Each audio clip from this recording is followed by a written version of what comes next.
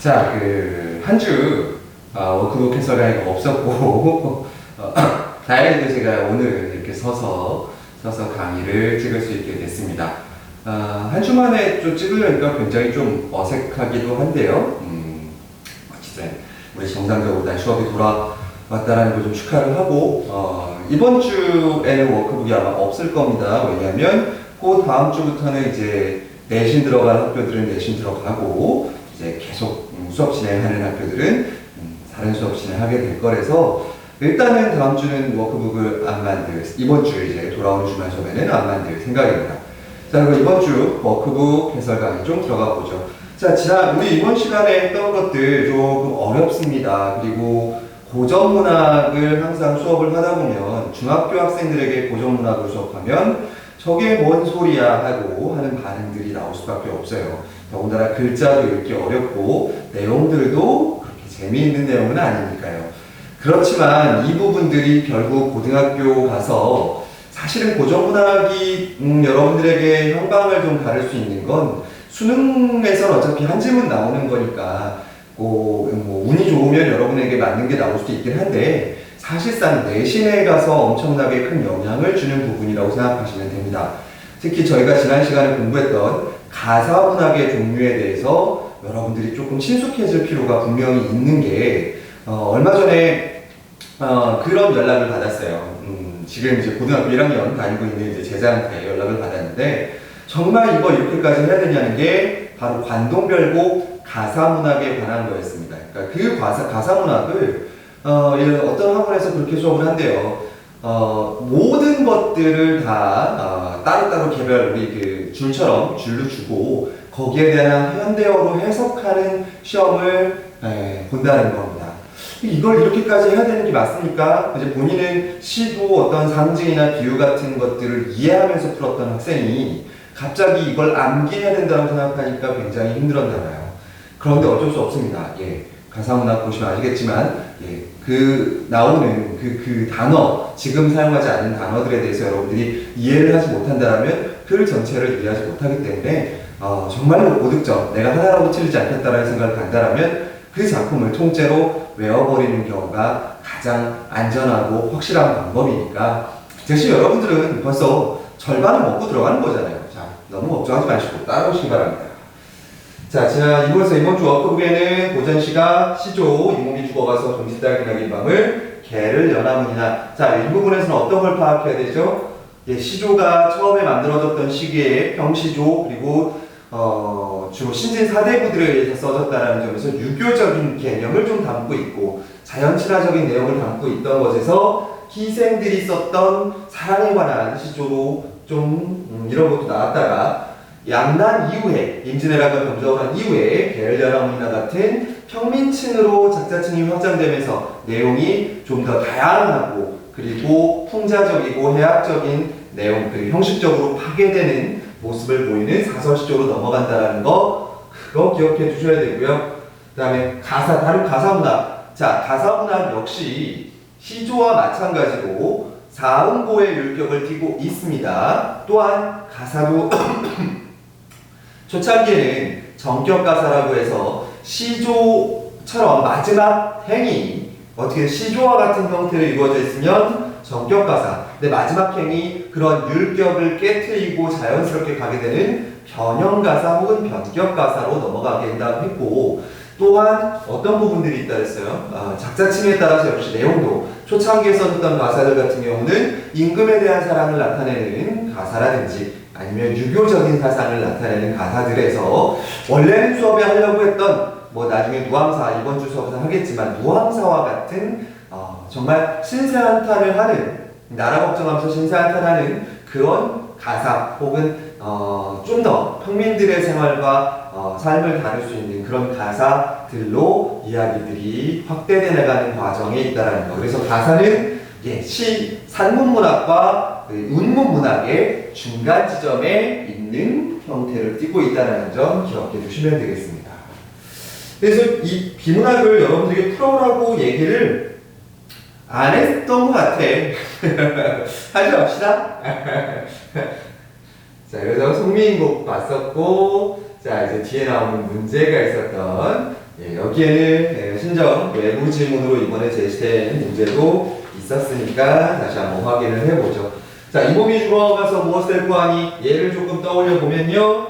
예, 언제 조선 초기에 써졌던 시조의 형태의 모습들을 확인할 수 있고요. 성상문이니까 예, 무슨 이야기를 떠올려야 돼요? 예, 바로 수양대군과 단종에 있어서 성상문이 했던 역할, 수양대군을 비판하고 그 다음에 단종을 지키려 했던 성상문의 모습을 자, 지금 보시면 이 몸이 죽어서 무엇이 될고 하니, 그러니까 죽어가서니까 아직 죽은 거야, 안 죽은 거야? 네, 안 죽은 상태고 죽을 걸 가정해서 자, 복례산 제1공에 낙낙장송이 되어 있다. 자, 이거는 뭐가 되고 싶은 거야? 화자가 되고 싶은 소망을 자연물, 낙낙장송, 소나무라는 이 자연물에다가 이 단어 여러분 이제 좀 익숙해지셔야 됩니다. 자연물에다가 자신의 화제 소망을 투영시켜서 보여주고 있고요. 그 다음에 백설이 만번곤, 눈이 하얗게 펼쳐져 있었을 때 이 겨울이니까 어떤 시련의 계절이잖아, 당연히. 그때 그 시련의 계절을 만들고 있는, 온 세상을 덮고 있는 이 백설을 누구의 세력이라고 보면 돼? 수양대군의 세력이라고 보고, 그때 혼자서 푸르게, 거기서 외롭지만 푸르게 서 있겠다. 이 낙낙장송이로 도약청청하겠다라는 자신의 의지를 하리다라는 어미를 사용해서 표현하고 있다라는 걸 생각하시면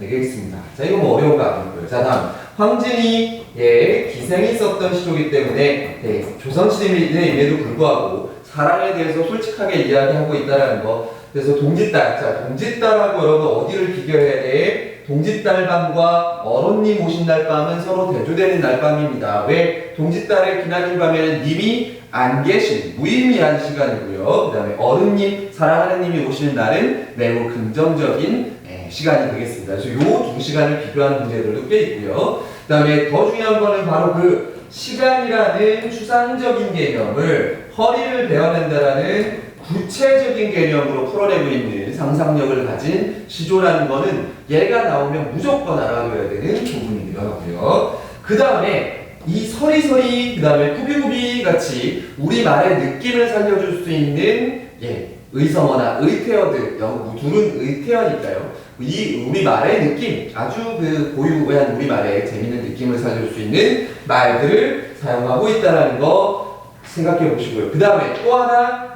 동짓달의 기나긴 밤을 베어내는 건 언제 봄에 어른님이 오신 날밤을 예상하고 하는 거죠. 그러니까 따라서 얘도 일어나지 않은 일이라는 점을 좀 생각해 보셔야 됩니다. 마지막으로 자, 작자 미상이죠. 여러분 작자 미상인 이유는 뭐겠어요? 이름이 없는 남반이 아닌 평민일 거라고 예측해 볼 수 있고 바로 사설시조의 특징이겠죠. 작자층이 평민층으로 확대된 모습들이 드러나는. 자, 그래서 이 시조에서는요, 이 보면 중장이 매우 길어져 있고요. 그 다음에 빼빼 치면, 그 다음에 날이 취리다, 쥐띠락, 날이 띠락 하는 아까 의성어, 의태어 같은 것들이 사용되고 있다는 공통점이 있고, 중요한 거는, 서인법도 있지만, 겉으로 드러나는 거는 누구와 누구, 개와 이 시조의 화자랑 갈등이 있는 것처럼 보이지만, 알고 보면, 지금 내가 기다리고 있는 님이 오지 않는 거에 대한 걸 괜히 걔한테 화풀이 하고 있는 것으로 해석해 볼 수 있다는 점 여기서 기억해 주셔야 되고요. 또한 사설시조이기 때문에 그런 해학적인 모습을 띠고 있지만 풍자와 해학이라 그래서 여러분 반드시 그 풍자와 해학이 어디로 임금이나 어떤 지도층에게만 가지 않는다. 특히 임금에게 가기는 되게 어려워요. 왜? 임금한테 잘못했다가는 역적이 될 수 있기 때문에 임금한테는 주로 안 하고 그 당시에 사회 지도층을 비판하는 사설시조들이 있지만 이 시조는 그게 아니라 나를 찾지 않는 님에 대한 비판이 풍자가 이루어지고 있는 과정이라고 보시면 되겠습니다.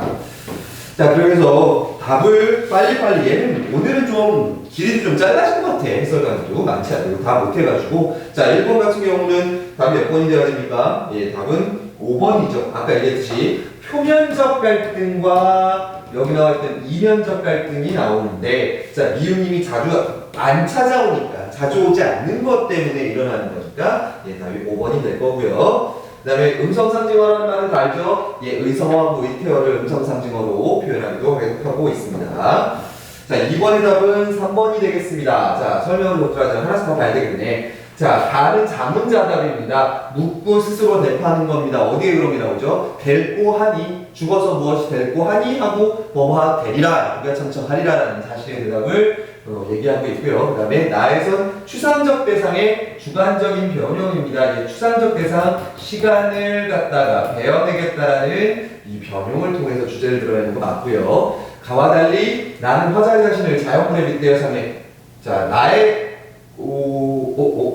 이게 답이 되겠네요. 이게 3번이 되겠네요. 그러면 왜? 자, 가와 달리라고 했지만 가가 자신을 자연물에 빗대고 있죠. 예, 낙낙장중에다가 빗대고 있고 나는 자연물에다가 빗대는 건 아니었습니다. 황진의 시조 같은 경우는. 그 다음에 나와 나 모두 의태어를 사용한 동적인 이미지를 보여주고 있죠. 개가 하고 있는 거 나오는 거고 다에서는 그 다음에 나에서는 어떤 동적인 이미지? 서리서리 넣었다가 구비구비 피겠다라는 동작의 동적인 이미지가 나오고 있고요. 그 다음에 가와 나와 달리 다른 서리적 표현을 통해 화자의 생각을 강조하고 있다. 가하고 나에서는 굳이 특별한 서리적인 표현이 나오지는 않습니다. 그런데 다 같은 경우는 얄미우랴, 그 다음에 줄이 있으랴. 자, 여러분 이거 가에 나오는 첫 번째 도갸청청하리라는요 서리적 표현이 아니라 뭡니까? 하겠다라는 의지를 드러내는 옛날의 리라라는 어미예요. 의지의 어미입니다. 이런 거.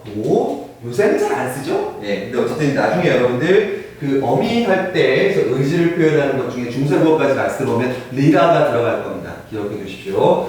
다음 3번 공통점으로 알려진 걸 찾으랍니다. 이제 시조니까 여러분 시조의 공통점 바로 나오죠. 답 4번인데 3장, 초장, 중장, 종장 형식으로 종장의 첫음보는 삼음절이고 이 삼음보는 어디서 왔다? 향가의 마지막 납부했던 감탄사가 변형되어서 시조의 첫음보가 세 글자로 되는 거로 영향을 주었다라고 이야기하는 거죠.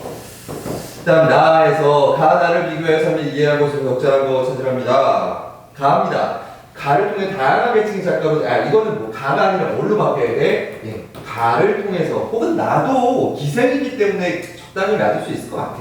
근데 가는 아니죠. 그 다음에 2번 나를 통해 자연 속에서 유의자적하던 선조들의 삶 이건 자연에 있는 모습이 아닌데 사랑에 관한 시조이기 때문에 아니고요. 이거에 들어갈 수 있는 게 없습니다. 자연 친화적인 모습이 없어. 자, 이런 걸 뭐라 해? 자연 친화적이라고 합니다. 그 다음에 나중에 여러분 강호사시라는 그 유형의 그 시조 고전문학들이 나올 겁니다. 이제 이번 주에 아마 할 것 같은데 예, 강호 우리 아저씨 자연이라는 뜻이죠. 자연에 대한 이야기가 나온 건 아니고요. 그 다음에 가와 달리 나는 서민들의 일상과 삶의 애환이 사실 자 서민들의 일상과 삶의 애환이 나오는 건 가와 나는 조선 중기 이전의 작품 초기의 작품들인데 비해서 서민들의 일상과 애환이 담으려면 사설쇼인 가가 나와야 되는 거죠. 그 다음에 나와 달리 가는 가정적 질문을 통해 둘 다 여러분 가정적 질문이라고 한다는 건 현재는 일어나지 않은 미래의 일을 얘기하는 건데 나와 가는 모두 아직 일어나지 않은 일을 이야기하고 있습니다.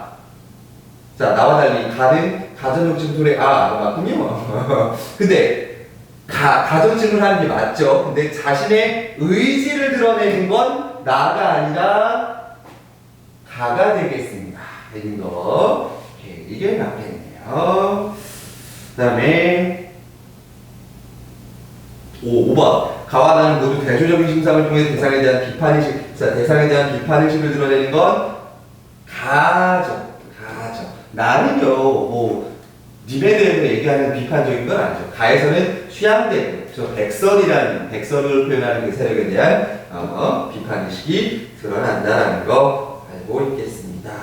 자, 그 다음에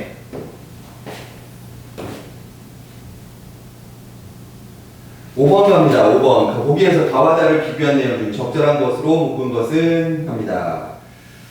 자, 가는 평시조이고 다른 사전시조가 맞고요. 예, 이건 맞는 말이죠.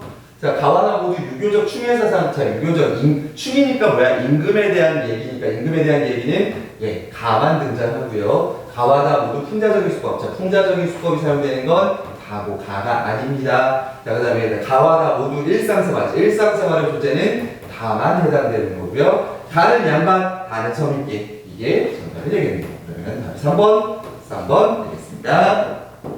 다음 6번. 나와 나의 공통점을 적절하고 찾으랍니다. 아까 얘기했지만 나에서도 꾸비꾸비 서리서리 같은 우리 말의 느낌을 살려주는 음성 상징어가 사용됐고, 강아지가 그 중장에서 강아지의 모습을 표현하는 데 있을 때 음성 상징어가 사용되었던 5번이 답이 되겠고요. 이것이 엄쉬워서 갑니다. 7번 갑니다. 나를 이해한 내용으로 적절하지 않은 겁니다. 황진이의 시조로 이해로 적절하지 않은 거. 자, 공짓달 밤을 님과 함께 즐거운 밤에 덧붙이려 할 때 중간을 배워 갈무리 해놓고 싶어. 갈무리는 뭐야, 여러분? 세이브라고 생각하시면 돼요. 옛날에 그래서 한동안 컴퓨터에 있는 버튼들을, 그 컴퓨터 용어들을 우리말로 순환하려는 게 있었거든요. 그때 이제 뭐 여러분들 알다시피 누리꾼이라는 말도 막 억지로 사용했었고 했을 때 갈무리 한다라는 표현이 있었어요. 자, 그건 지금 오늘날의 저장 혹은 세이브 버튼입니다. 그래서 갈무리란 말도 여러분 마무리가 아니에요. 갈무리는 저장해 놓는 거 얘기합니다. 자, 중간에 갈무리 해놓고 싶어 맞고요. 그 다음에 화자는 춘풍이불을 정성껏 만들고 있어. 이것은 님이 돌아올 것이라는 굳은 믿음? 여러분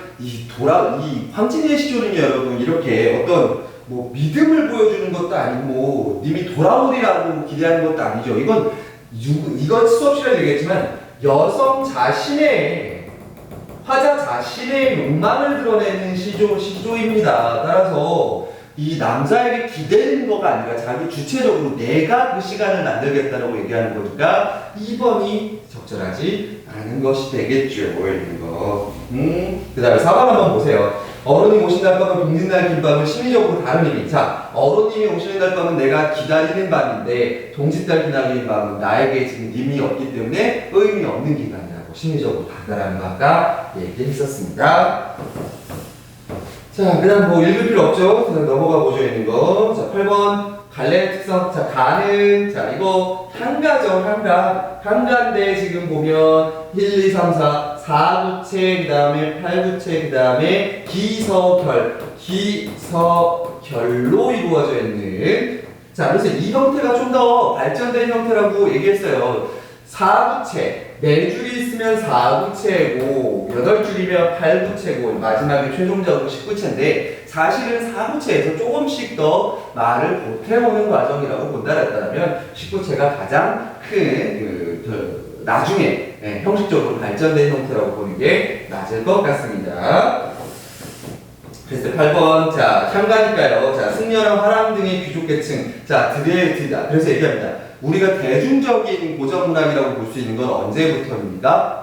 고려 가요고요. 그러면서 대중적인 가락이 사문보스였다는 거 기억하시고요. 자, 불교 사상을 바탕으로 그래서 승려니까 당연히 불교니까 미타찬에서 만나고 한 거고, 낙구의 첫머리 감탄사 들어가는 거. 그래서 시조 아까 얘기했던 거. 그다음에 가장 기본적인 형태. 자, 가장 기본적인 형태는 4구체가 돼야지. 그러니까 이거를 이렇게 바꾸면 안 되겠네요. 가장 발전적인 형태인 19채로 창작된 신라의 노래들 이렇게 하면 맞겠네요.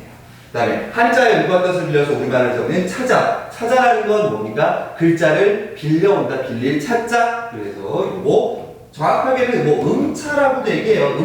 근데 맞잖아. 어떤 건 글자를 빌려오기도 하고 어떤 건 음을 빌려오기도 했으니까 음차라고도 하고. 자, 결국은 뭘로 기록된 거다? 향찰로 기록된 거다 정도만 정확하게 기록해 주죠. 자, 다음 9번째. 진심문이 조금씩 길어지네요. 고등학교 문제가 이렇습니다. 자, 보기를 바탕으로 다라를 이해한 내용으로 적절하지 않은 것 찾으랍니다. 자, 이거 우리가 다 이해한 거기 때문에 굳이 해설하지 않겠습니다. 이런 것이 평시조에서 사설조로 넘어오면서 작자가 양반층에서 평민으로 넘어오고 그래서 주제가 유교적이고 자연친화적인 내용에서 나중에 일상생활을 담기는 풍자와 해학 등 다양한 것으로 나아갔다라는 거 얘기하죠. 그랬을 때 9번에 적절하지 않은 거 다라를 근데 그것만 이해할 게 아니라 다라를 이해한 것까지 적용시켜야 됩니다. 자, 다른 정형성을 갖추고 있어. 성사문의 시조는 정형성을 갖추고 있으니 당연히 사대부가 하는 거 맞고요. 그 다음에 이상화된 자연물, 낙낙장송이라는 걸 사용해보니 사대부의 가치관 드러내는 거 맞죠? 임금에 대한 충성을 보여준다. 그 다음에 라는 시적 대상을 풍자하고 있으니 지배계층을 비판한 것으로 볼 수 있군. 자, 요거 풍자란 말에 그냥 넘어갈 수 있는데, 자, 중요한 건 지배계층을 비판한 것으로 봤는데 그게 아니라 뭐야? 나를 찾아오지 않는 님에 대한 마음을 내둘러서 표현한 거라 했습니다. 그러니 당연히 3번이 잘못된 말이겠죠. 이거 그냥 얘만 읽어버리고 들어간다라면 사설시조의 특징이 맞는데 이라는 그런 비판의식이 등장하지는 않죠. 풍자의식 같은 것들이. 그래서 그거가 잘못되어 있다는 거 조심해 주시고요. 그 다음에 10번 문제. 자, 바로 요게 수업 때 설명하긴 했지만 이번 신정중학교 학생들 같은 경우에 뭐에 들어간다? 여러분 내신 외부 지문에 들어간다라는 거죠. 수양대군의 이야기는 다 아는 걸 테니까 넘어가고요. 자, 그랬을 때 자, 까마귀가 나옵니다. 까마귀는요 원래 유교적관념이나 이런 거에서도 보면 우리가 속 검은 사람들은 뭐라 그래? 우리가 좀 부정적인 이미지를 갖게 되는데 여기서 자, 까마귀가 눈비 맞아서 하얀 데 검구나. 자, 겉과 속이 다른 모습. 한마디로 위장을 하고 있는 모습이니까 까마귀는 여기서 당연히 부정적인 소재로 사용되는 거고. 자, 야광 명월이 밤인들 어두우랴라는 서리법이니까 이 밤에 빛나는 저 밝은 달을 밤이라고 해서 어두워지지 않는다, 색깔이 변하지 않는다라는 모습을 보여주려고 하는 겁니다. 그러면 대비가 되겠지. 그럼 까마귀는 수양대군을 따라서 단족을 배신한 사람들의 모습이 되면 야광명월은 뭐가 돼? 그 변하지 않는 자신과 같은 단종을 끝까지 책임지고 따라가려고 했던 자신과 같은 사람들을 보여준다라고 하면 되겠습니다. 그래서 그러한 심리적인 상태를 보여주는 사자성어를 찾으라는 뭐야? 님을 향한. 이때 님은 임금 정확하게 얘기하면 뭐가 되겠어? 단종이 될 거고 그 일편단심이야. 님을 향한 변하지 않는 나의 마음은 고칠 줄이 있어야 바뀔 수가 없다. 고쳐지지 않는다라는 의지를 드러내는 시조가 되겠죠. 그래서 이거 정리하면 어떻게 됩니까? 다에서 일단은 수양대군과 혹은 그의 세력은 백설이 만번번하다라는 그 표현이 되는 거고요. 혹이 2에서는 수양대군의 세력이 뭐가 되어야 됩니까? 수양대군 검은 듯 까마귀가 여기 들어갈 거고요. 화자의 의지를 드러내는 자연물이 저쪽에서 변하지 않을 거라고 얘기하는 거죠. 자, 뭡니까? 낙낙장송이 되겠다라는 거고, 그 다음에 화자의 의지를 드러내는 마지막 부분에서는 밤이라고 변하지 않는 야광 명월이 되겠습니다. 그 다음 나다의 공통점을 가장 적절한 걸 찾으래요. 자, 아까 얘기했듯이 뭡니까? 아직 일어나지 않은 일에 대해서 미리 준비하는 모습, 가정 상황에서 화자의 소망을 드러내는 부분, 이게 답이 되겠습니다. 그 다음에 12번. 자, 문학을 통해서 작가는 자신의 생각, 정서, 관념을 표현하는데 우리 감각으로 느낄 수 없기 때문에 자연물이 지니고 있는 특성을 변용하거나 추상적이거나 관념적인 대상을 추상적인 걸 구체적으로 표현한다. 자, 그럼 뭐가 나와야 돼? 아까 시간 같은 것들을 구비구비해서 허리를 베내겠다라는 황진이의 시 생각나야죠. 자, 그거의 표현상의 특징이 드러난 거, 이건 너무 쉽게 1번이겠죠. 자, 저 맑은 달빛이에요. 여러분, 달빛은 어떤 형체를 가지고 있는 사물이 아닙니다. 근데 그거를 붙이겠다고 합니다. 님에게 소포에다가 넣어야 돼. 그러려면 어떤 구체적인 사물이 있어야지 소포에 넣어서 담기겠죠. 그러니까 어떤 시간이나 달빛과 같은 추상적인 개념을 붙이는 사물에다가 사물로 표현하고 있는 1번이 답이 되어야 했습니다. 자, 그 다음에 13번. 13번 시 한번 좀 가죠, 여러분. 강호가 뭡니까, 여러분? 강호. 자, 김춘수라는 사람은요, 김춘수는 굉장히 좀, 알아둬야 될 시인이기도 해요. 왜냐면, 수능 시험 같은데 여러분, 이제 나올 만한 작가들은 웬만한 사람들은 다 나왔습니다. 그렇다고 유명하지 않은 작가의 작품을 넣는 건 조금 위험하긴 하고, 그럴 때 가장 안정적인 선택할 수 있는 방법은 유명한 작가의 유명하지 않은 작품을 가져와 보는 거예요. 그러면 유명한 작품하고도 엮을 수도 있고 방법적으로 굉장히 좋은 방법이 되거든요. 자, 그랬을 때 여기에서 볼 수 있는 거, 자, 김춘수의 작품, 자, 강호입니다. 비가 내려요. 일단 하강적인 이미지겠죠. 당연히 즐거운 이미지는 아니일 시이고요. 자, 한번 가보죠. 근데 뭐하고 비교를 합니까? 가랑 비교합니다. 자, 우리 가는 제망매가했어요. 제망매가는 뭐야? 죽은 누이를 그리워하면서 쓰는 겁니다. 자, 제가 보고 싶어하는 님에 대한 죽은 누이에 대한 그리움과 그의 죽은 누이를 주위의 부재를 확인하는 나의 허무함과 쓸쓸함이 담겨 있었던 거 기억하시고 들어가면 됩니다. 자, 다음 보죠. 조금 전까지는 거기 있었는데 어디로 갔나? 자, 맞네요. 님이 뭐한 상황입니까?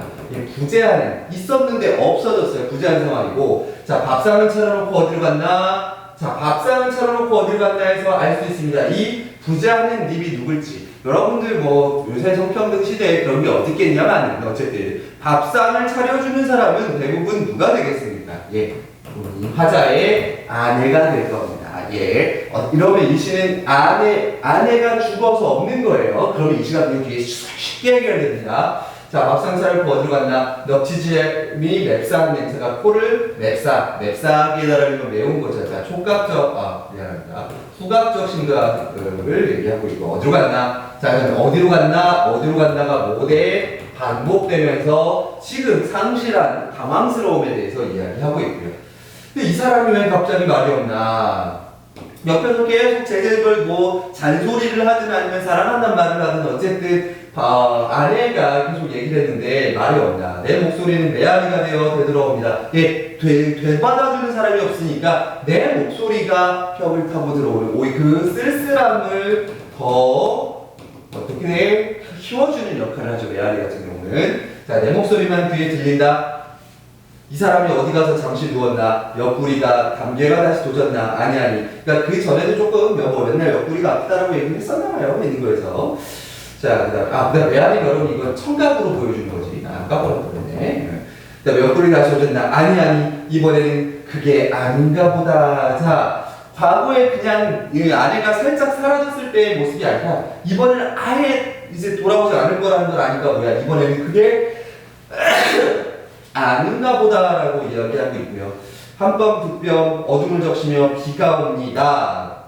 자, 근데 여기서 보시면 여러분 한 뼘 두 뼘 어둠을 적시며 비가 오는 이건 이제 두 가지로 해석할 수 있죠. 밖에서 비가 여러분들의 뺨으로 흘러내리는 걸 수도 있지만 여러분 이 비는 진짜 비일 수도 있지만 여러분 뺨에 이 볼에 떨어져 내리는 거니까 뭐로 해석할 수 있어요? 화자가 들리는 눈물로 해석할 수도 있겠습니다. 그래서 혹시나 하고 나는 밖을 기웃거립니다. 예, 그럼에도 불구하고 님을 다시 보고 싶은 그리움 때문에 기웃거려요. 그러다가 나는 풀이 죽었습니다. 왜? 다시 돌아오지 못한다라는 걸 뭐 한 거야? 확인하게 됐습니다. 빗발은 한 치 앞을 못 보게 한다. 이것도 중의적이죠, 여러분. 요 빗발도 중의적입니다. 진짜 비가 많이 내려서 내가 앞을 못 볼 정도로 비가 많이 내린다는 뜻도 있지만 눈물이 너무 많이 나서 앞이 보이지 않는다는 뜻으로 해석할 수도 있는 부분이죠. 그래서 한 치 앞을 보게 한다. 왠지 느닷없이 그렇게 버붓는다. 갑자기 눈물이 막 흘리는 거죠. 지금은 어쩔 수가 없다고 다시는 돌아오지 않는다라고 하면서 어떤 정사야? 재회를 기다리는 거야. 자, 제방매가에서는 다시 미타짤에서 만나기를 하면서 뭐해? 도닦을 기다리면서 이제 노력하겠지만 여기서는 어쩔 수가 없다고 라면서 여운이 있게 고 하고 끝내버리며 동시에 체념하는 정서가 드러난다라고 봐야겠죠. 그래서 요 김춘수 죽은 아내에 대한 슬픔이 느껴지는 시였습니다. 적절하지 않은 거 찾는데 참고로 여러분이 김춘수의 가문은 2018년, 2023년도 EBS 수능 특강에 다 제시가 됐던 시입니다. 한 번쯤 나올 때가 된 것 같긴 해요. 그치면 여러분 아무 상관이 없겠니? 자, 그랬을 때 적절하지 않은 거 찾으랍니다. 자, 이별 대상 맞고요. 이것도 맞는데 가만 좀 해설하죠. 자, 디귿은 뭐였지? 디귿이? 제방매가에서 디귿이 뭐였죠? 떨어질 잎, 이에 더해 떨어질 잎처럼 자, 떨어질 잎은 죽은 누이를 보여주는 하강적 이미지로 보여주는 거였다라면 그때 C는 메아리가 돼요. 자, 메아리는 뭐야? 님이 그러니까 아내가 더 이상 내 말에 대꾸해주지 않는다라는 죽음, 부재를 확인하는 소재지 아내가 메아리는 아니잖아요. 그래서 답이 3번이 되겠습니다. 이거. 자, 그리고 5번 중요하죠. 이별을 수용하고 극복해줘. 그래서 다시 만날 날을 기대하지만 이별을 체념하고 이별에 대해서 체념하고 있는 정서가 들어가는 5번은 맞는 게 되겠고요. 다음 14번. 자, 라이드러랑 화자의 정서가 가장 무사한 것 찾으랍니다. 화자의 정서예요. 라는 아까 얘기한 사설시조입니다. 나와 있는 거. 사설시조인데 정서예요. 님을 원망하는 건 아니죠. 여러분 원망한다라고 생각했으면 문제를 틀릴 수가 있어요. 왜? 님이 오지 않는 거에 대해서 우군, 해악으로 표현해 놨지만 결국은 님을 뭐 하는 거야? 예, 그리워하는 마음을 그런 식으로 표현해낸 거라고 찾아야 됩니다. 그래서 여기서는 님을 그리워하는 건데 이게 여러분 이렇게 전놨으니까 그렇지만 사실은 시조예요. 다들 1번부터 5번까지. 자, 요거 한 번씩 천천히 보죠. 자, 이런들 어떠하며 저런들 어떠하냐. 시골 사는 어리석은 사람의 생애가 이러한들 어떠하랴. 자, 이거는 시골에 사는 거에 대한 만족감을 드러내는 시조고요. 그 다음에 값없는 사람이요 맑은 바람이요 임자 없는 밝은 달이로다. 자, 바람과 달은 다 주인이 없어. 그러니까 다 내 거야. 이 중에 병 없는 이 몸이 분별 없이 늙으리라. 내가 이 자연과 함께 늙어가겠다라는 정서로 보여주는 거죠. 그리워하면 정서는 없습니다. 자, 그 다음에 요 3번만 좀 여러분 잘 보시기 바랍니다. 3번 좀 어려워요. 자, 어찌 얼어 자리 무슨 일로 얼어자리. 자, 어찌 얼어서 어른 자리, 이 추운 자리에서 자려고 하는가라는 뜻입니다. 이 추운 데서 왜 자려고 합니까? 어찌야 자려고 합니까? 원앙새. 자, 원앙은 여러분 이거 알아두세요. 원앙은요, 뭐의 상징이야? 예, 부부의 상징입니다. 원앙은 뭐 한번 결혼했다가 한 명이 죽으면 다시 결혼하지 않고 다시 뭐 다른 짝을 만나지 않고 오로지 그 죽은 짝을 그리워하면서 살아간다라고 알려져 있는 새입니다. 새.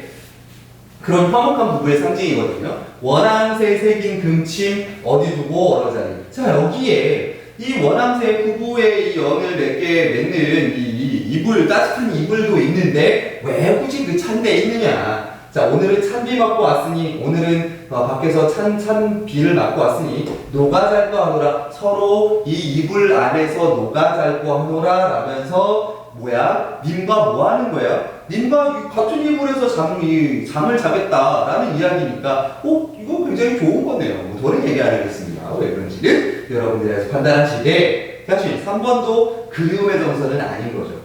자, 4번 갑니다. 차라리 잠이 들어 꿈에서나. 자, 꿈에서도 님을 보려 하는 정도로 님을 그리워하는 겁니다. 이게 쉽네요. 바람이 지는 입가풀 속에 우는 벌레 무슨 일로 원수가 되어 잠조차 깨우는가. 얘도 나중에 다른 가사 작품에 나오는 겁니다. 자, 옛 어른도 날 보고 나도 그를 못 빼어. 자, 얘도 보십시오. 옛 어른도 날 못 봤고. 자, 이때 옛 어른은요, 우리 성인입니다. 어덜트가 아니라 세인트예요. 그래서 옛 성인들도 날 못 보고 나도 그를 못 배웠어. 그래서 옛 어른을 그런데 옛 어른을 못 배웠어도 그들이, 자, 옛 성인들이 유교적인 가치를 행하던 길은 앞에 있네. 행하던 길 앞에 있거든 안 따르고 있겠는가? 그래서 내가 뭐 하겠다라는 거야. 우리 유교적인 성인들이 따라왔던 그 길을 나 역시 앞으로 따라가겠다라는 이야기. 그래서 그러한 삶을, 도덕적인 삶을 살아가겠다라는 의지를 드러내는 시조가 되겠습니다. 자, 그래서 5번도 아니게 되겠죠.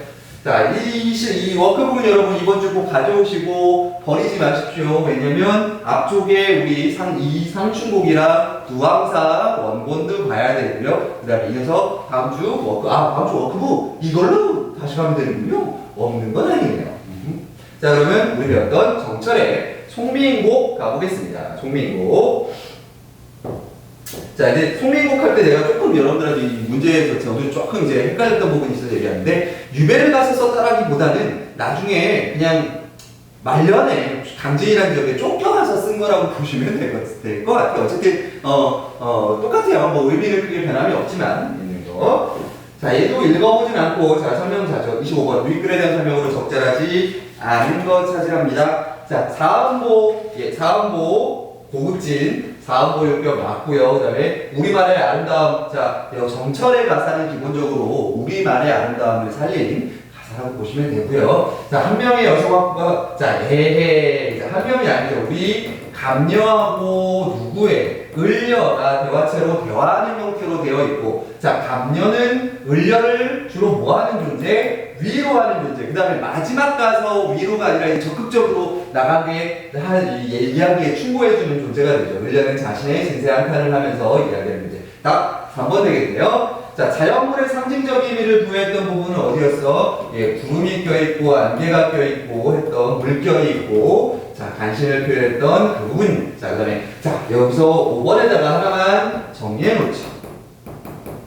우리가 뭐 이제 이번 주에 배우겠지만 고전문학의 주제 중에 가장 대표적인 것, 이제 임금에 대한 사랑을 드러내는 부분입니다. 그걸 네 글자로 연군지정. 자, 이때 지자가 들어가면요. 네, 일본어로 하면 일본어로 이게 뭡니까? 예, 노죠. 뭐뭐노, 귀멸로, 칼라, 데스 뭐 이런 것처럼 이게 영어로 치면 한국어로 치면 뭐뭐의예요. 그러면 연군은 뭡니까? 예, 임금을 사모하는 거에 대한 정의 되겠습니다. 요거 진짜 어조사시죠, 여러분. 요거 한 번씩은 배웠겠지.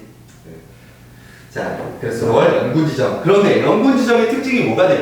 자, 연군지정, 님을 사랑하는 건데 님이 임금이야. 그렇다고 하면 뭐 조선시대 때 동설가 뭐 용납할 수 있을 수는 없으니까 그때는 임금은 남자로 그대로 두고 그럼 화자를 누구로 두는 거야? 여성으로 둘 수밖에 없다라는 점. 그 지점 까먹지 마시고요. 자, 밑줄 치시어 중 A와 의미, A의 의미와 유사한 겁니다. A가 뭡니까? 아, 구름이네요. 구름.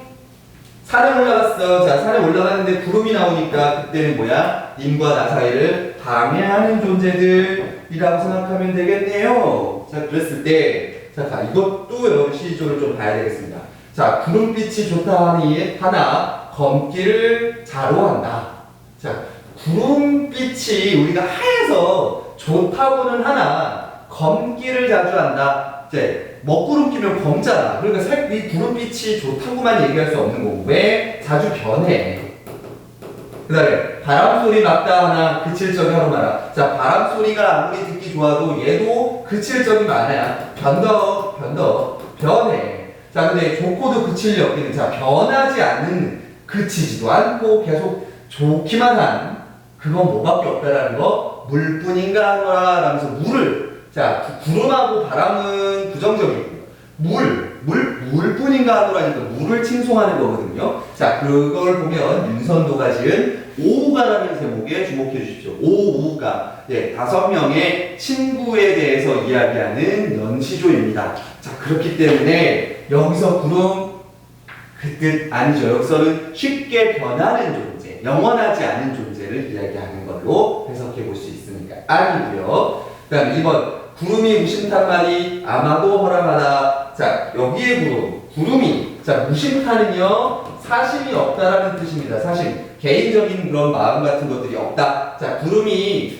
그냥 생각 없이 흘러간다는 말은 허락하다, 잘못된 말이다 라는 뜻이다. 자, 중천에 떠 있어서, 자, 하늘 중천에 떠 있어서 임의로 다니면서 자기 마음대로 임의로 다니면서, 자, 여기 이 말에 좀 느낌이 팍 꽂히네요. 구태여, 하필 광명한 날빛을, 자, 광명한 날빛이니까 이거 햇빛이잖아, 해잖아. 해는 뭐야? 임금이야. 그 임금을 따라가면서 덮고 있는 거야. 자, 구름이 아무 생각 없이 다닌다라고 하는데 아닌 것 같아. 왜? 저 중천에 떠서 아무 데나 다니는데 하필 구태여서 그 햇볕을 가리면서 덮고 있어요. 오케이. 자, 그러면 이거, 예, 임금과 나 사이를 뭐하는 거야? 방해하는 그 구름이 2번이 정답이 되겠습니다. 야, 이렇게 이런 문제 나오면 좀 어려울 것 같아, 여러분들. 그 다음에 3번, 지나가는 세상 것에 너무 마음 붙이지 말고 세상에 대한 집착을 버리라는 거죠. 그 다음에 좀 더 자유로워지라고 날마다 자라는 욕심의 길을 아주 조금씩 줄여가며 가볍게 사는 법을 누구에게 배우노? 구름. 왜? 구름은 여러분 욕심이 있으려면 한 곳에 머물러야 되는데 구름은 그렇지 않고 떠돌아다니까. 예, 이때 구름은 욕심이 없는 존재를 뜻하는 거고. 4번, 자취 없이 일정한 얼굴도 없이 어느 곳에서도 결코 머물지 않는 하늘로 집을 한 구름은 기가 찬 놈이다. 이때는 자유롭게 자유로운 영혼으로서의 구름이 나오는 거죠. 자유로움을 드러내주는 겁니다. 그래서 자유고요. 17번, 고기를 차고야 위기를 감상할 때 적절하지 않은 것 찾으랍니다.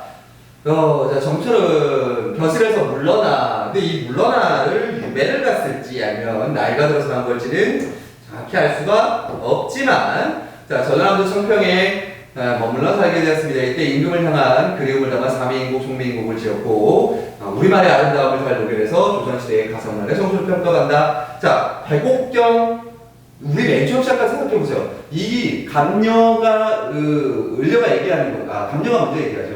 저 백옥경, 천상, 티안상 백옥경은 어디 두고, 자, 그거에서 알 수 있듯이 하늘에 있던 그 선녀가 지상으로 죄를 짓고 쫓겨 내려온 걸로 설정이 돼 있어요. 이 작품을 보면. 근데 이때 임금이사는 당연히 서울 한양 궁궐을 이야기한다고 얘기했던 거 맞고요. 그 다음에 조물의 탓이보다 자, 님이 내가 님 앞에서 괜히 교태부리다가 앵앵거리다가 님이 나를 이제 그때서부터 싫어하는 건데 그거를 자기 임금 탓을 하지 못하는 이유는 단 하나죠. 왜? 임금을 사모하려고 그러시는데 임금을 탓할 수 없고 조물의 탓이라는 여기서 뭐가 드러난다? 우리 얘기했듯이 운명론적 세계관 드러나는 부분도 있고요. 그 다음에 가해화자가 높은 매에 올라가는 것 이제 가서 임금 보려고 했던 거고요. 그 다음에 바람, 물결, 강가에서 자 외에서 강가로 옮겼는데 그때 바람과 물결이 가로막는 세력 당연히 있었고요. 그 다음에 나벌과 부주미 모두 임에 대한 화자의 적극적인 사랑 바로 나오네요. 자 을려가 얘기했던 나는 죽어서 나중에 나벌이나 되고자 한다는 건 수동적인 되게 소극적인 자세라고 했을 때 부준비가 되겠다는 건 내가 직접 그 님이 계신 곳에 찾아가겠다라는 적극적인 사랑이라고 얘기했습니다. 그래서 5번 잘못돼 있네요. 어제 몇 개 안 나왔어.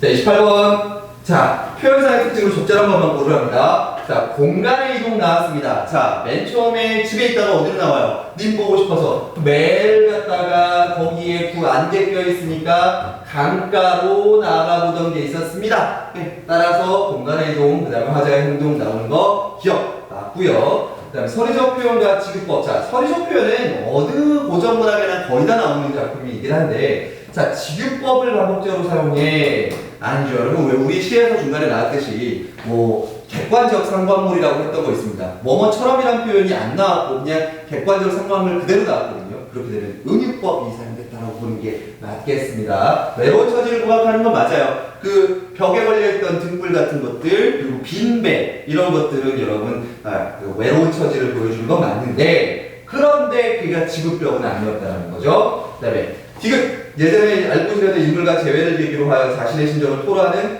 대화 형식이 나타난다. 예, 요거 맞죠? 저 각시, 저기 가는 저 각시 보소. 내가 알던 각시인데, 그럼 나왔던 부분. 대화 형식이 드러나고요. 평소에 드러난 음보율, 사사조의 일정한 글자수의 반복을 활용하여 정절까지의 특징. 자, 이거 조심하십시오. 자, 평소에 드러나는 음보율하고 사사조가 주로 사사조의 형태가 나타나는 걸 시조의 형태를 가져왔으니까 그럴 수 있다라고 보는데 문제는 정격 가사의 특징을 드러내는 건 어디를 확인해야 돼요? 예, 가사의 맨 마지막 행을 보셔야 됩니다. 이 사음보고 사사조기 때문에 그런 게 아니라 마지막 행이 그 사음보와 사사조든 어쨌든 그리고 그 첫 글자가 세 글자인 그 형태를 유지하느냐가 이 정격가사냐 아니면 변격가사냐를 나누는 기준이 되거든요. 자, 틀린 말이 됩니다. 이거에 맞지 않아요. 네. 다음 미흡 대조적 수성을 지닌 자연물을 활용하여 임을 향한 여인의 소망과 태도. 자, 임을 향한 여인과 소망과 태도를 강조하고 마무리하는 부분에 그게 드러나는 건 뭐야? 부준비하고 나버리겠죠. 이게 5번 맞겠습니다. 기억 디귿 미음이 된 3번 되겠네요. 28번에다 3. 자, 그렇죠. 엄색 두 문제 남네 있는 거. 자, 29번. 자, 이거 해서 위에 거 아까 똑같은 거 읽어보는 거. 자, 설명 기억. 각시를 화자로 설정해서 이별의 성안을 부각하지만 이별의 원인을 임에게 돌리자는 모습. 그래, 아까 이게 조물주의 뜻이보다 하면서 운명조 세간을 보여주는 건 임금을 욕할 수 없는 유압자적 태도 맞습니다. 영분 지정. 그 다음에 마음에 먹은 말씀은 화자가 임에게 전한 메시지로 임금에 대한 변함, 충수, 간절의 경계. 자, 이거에 위험한 게 있어. 자, 마음에 먹은 말씀 한번 찾아보세요. 어디에 있는지. 마음에 먹은 말씀.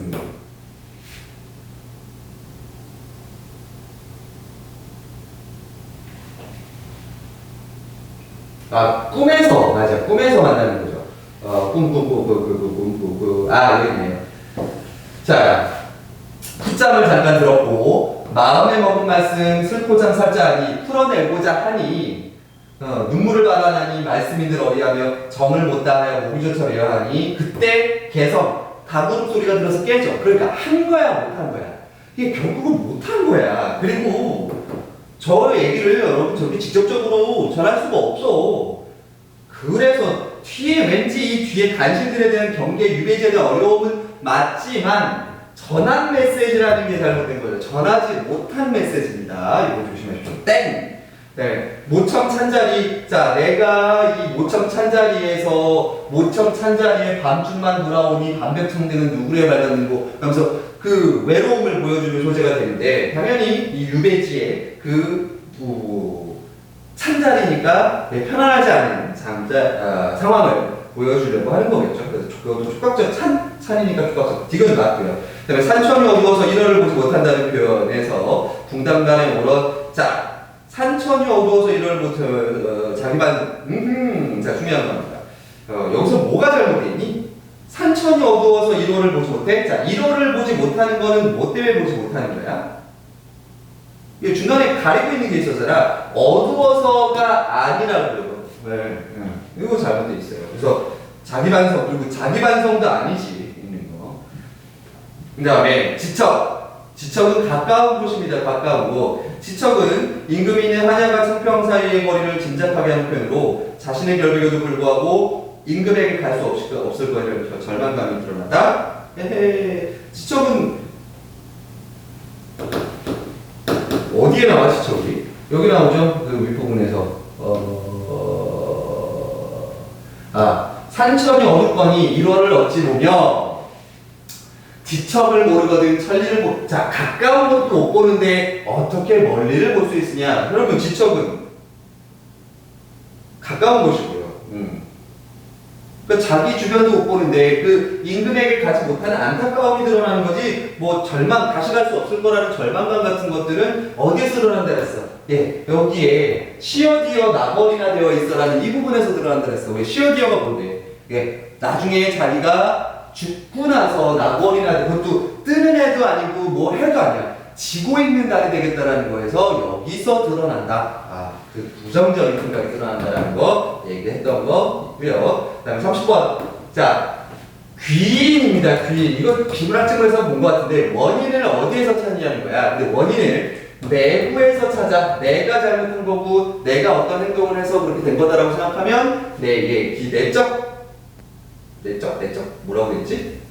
내적 원인, 내부적이라 내적 원인, 내적 요인. 그 다음에 남 탓을 해버리면 뭐가 되는 거야? 환경이나 주변에 있는 사람들 탓을 하게 되면 외부 요인이라고 해석합니다. 자, 그랬을 때 얘들 병만 좀 확인하죠. 4번인데요. 자, 리을입니다. 화자가 자신과 이별한 님의 상태를 추측한 것. 자, 리을이 뭔데? 자, 옷 같은 얼굴이 반이나마 늙었어라. 자, 꿈에서 님을 봤더니만 옷 같은 얼굴이 반이나 벌써 늙은 거야. 뭐 임금에 대한 자기 사랑 걱정을 보여주는 것 뿐인데 걔가 화자가 자신과 이별한 님의 현재 상태를 추측한 것으로 타인에 의해 화자에게 오지 못해 화자를 그리워한다고 여기므로 외적 요인이 예언이다. 다른 사람들 때문에 나를 못 보는 거로 해석하기에는 좀 과장되게 됐다. 님에 대한 안타까움이 드러나는 것으로 보는 것 뿐이지 이렇게까지. 왜? 님이 얼굴이 반이 늙었다라는 거에서 뭐 남들 때문에 그게 얼굴이 그렇게 늙어 보인다라는 걸 확인할 수 있는 내용은 없으니까요. 그래서 답이 넘버 4가 되겠습니다. 자, 이렇게 해서 우리 고전문학 그 시조하고 그다음에 정철의 송미인곡에 대한 문제풀이까지 좀 해봤습니다. 어떤 것들이 중점적으로 묻게 되는지 대부분 느껴지죠. 시조가 아니고 1학년 때 나오는 건데 시조 같은 경우는 어떤 평시조에서 사설시조로 넘어가는 흐름 속 안에서의 시조의 개별적인 작품 내용도 있지만 흐름을 좀 보려고 이렇게 있고요. 가사 같은 경우는 우리가 오늘 이제 이번 주에 하게 될 어떤 부분들 바로 그 고전문학의 주제, 연분 지정이라든지 어떤 특정한 주제들을 어떻게 해결해 나가는가를 확인해보는 문제들이 주로 나와 있습니다. 보면 알겠지만 여러분 진짜로 웬만한 것들은 거의 다 외워야 돼요. 그리고 얘는 송민국은 짧은 편에 속하는 가사라는 거 생각해 보시고 이번 주 수업에서 다시 만나도록 하겠습니다.